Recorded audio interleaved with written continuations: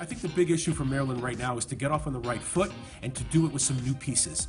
Perry Hills at quarterback is obviously in an upset. He won that competition between himself, Dax Garman, and Caleb Rowe. And then as far as the wide receivers are concerned, it's a big change for Maryland this year. The Jacobs brothers are basically taking over for two players who are now in the NFL, Stephon Diggs and Deion Long. So we'll see what that chemistry is like, and we'll see how easily Maryland can move the football. And of course, on the defensive side, Keith Dudzinski takes over as defensive coordinator. They're moving from a 3-4 to a 4-3, which means their ends have to be quicker and put their hands in the dirt. That's a big change for Maryland. They've been a 3-4 the last 4 or 5 years, so we'll see how that pans out.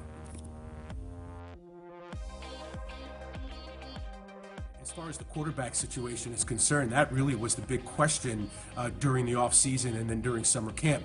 Most people thought that with Dax Garman transferring in from Oklahoma State, which is a huge passing conference, and he had an okay year last year, that he was the favorite. And in fact, he was the favorite. And if it wasn't going to be Dax Garman, it would certainly be Caleb Rowe, the gunslinger who's been in the program for the last 2 or 3 years.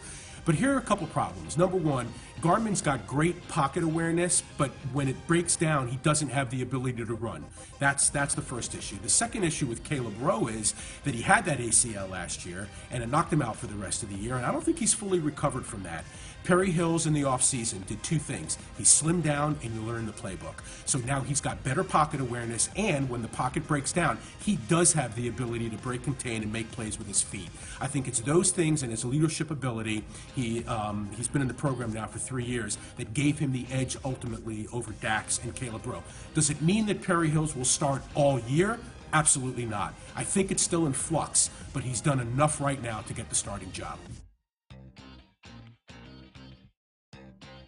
Realistic expectations for the Terps in year 2 of the Big Ten is to kind of repeat what they did last year, and that is they basically broke even. They were 4-4 in the conference. They ended up going to a bowl. I don't think you can expect much more from Maryland this year because of some of those questions that we talked about offensively. But I think long term, in order for the Terps to succeed in the Big Ten, they're going to have to beef up their offensive and their defensive lines. They were one of the last teams in the league last year defending the rush, and they had trouble running the football. That's not going to change until they have a different mentality on both sides of the line. I think they're making steps to do that, but it's a process. And keep in mind, these other schools, like the Ohio States and the Michigans and the Michigan States and Wisconsin and Iowa, and the list goes on, have had 50 years in the conference and, developing their offensive and defensive lines with that mentality.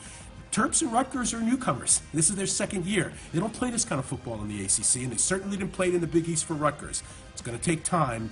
Hopefully it gets done.